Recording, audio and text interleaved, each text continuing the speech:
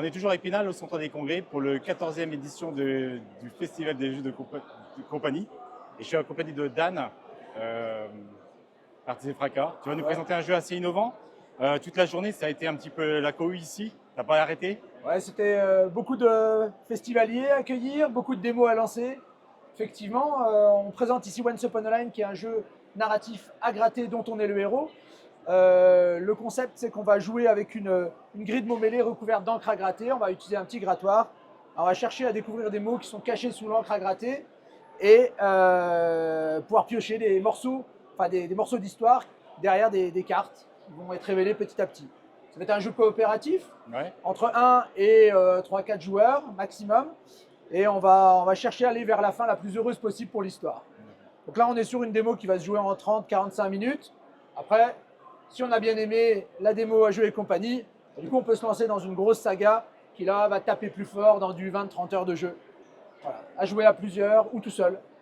Bah moi, j'y ai déjà joué. Hein. Tu sais que j'y ai déjà joué, c'est super. Donc je peux pas te la vendre. Tu peux pas me la vendre, non. J'ai tout pris, moi, en fait, tout ce qui est derrière. Et puis, je crois que tu as une autre chose à nous présenter, un autre jeu, je crois. Ouais, tout à fait. Alors ça, c'est notre grosse sortie de fin d'année 2025, début 2026.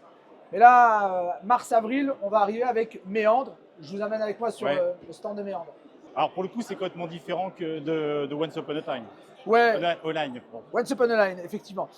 Rien à voir, deux écoles, deux ambiances. On passe du jeu narratif à un jeu ultra stratégique compétitif. Là, on va se tirer la bourre. On est des seigneurs de la trouille. On va incarner donc des seigneurs des cauchemars. Et le but du jeu, ça va être d'envahir le royaume des méandres, qui est en fait le royaume des rêves des enfants. Pour ça, on va avoir un petit pion personnage qui va se déplacer de songe en songe en respectant des séquences de déplacement de couleurs. Donc on va avoir une carte, par exemple, ici, gris, bleu, rose. Bah, je vais déplacer mon pion d'une tuile à une autre.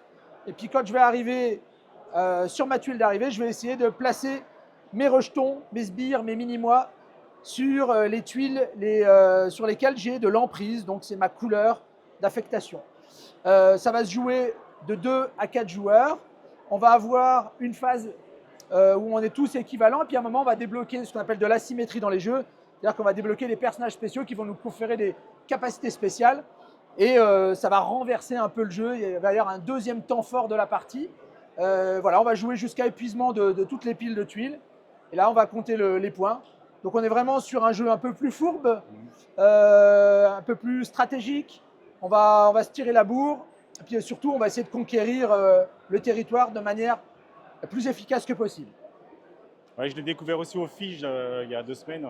J'ai perdu, comme d'habitude. Bon, voilà. Mais c'est pas ça qui est important. D'ailleurs, c'est une sensation dont on peut parler, c'est que c'est vraiment un jeu où, quand c'est pas mon tour de jouer, finalement, je prends aussi plaisir à regarder les stratégies des autres Tout à fait, et ouais. à même aider les copains.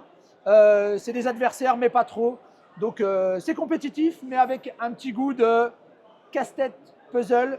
On va chercher les meilleures optimisations, les meilleurs coups à faire, un peu comme dans un jeu d'échecs finalement, Ouais. où la victoire n'est pas forcément le plus intéressant, c'est plutôt le chemin qui nous amène à la victoire qui va nous intéresser. Et je crois qu'on peut y jouer seul, de toute façon. Il y a un mode solo. On peut effectivement s'essayer au jeu avec un mode solo, mais c'est d'abord un jeu qui prend de l'intérêt À à plusieurs. 2, 3, 4. Voilà.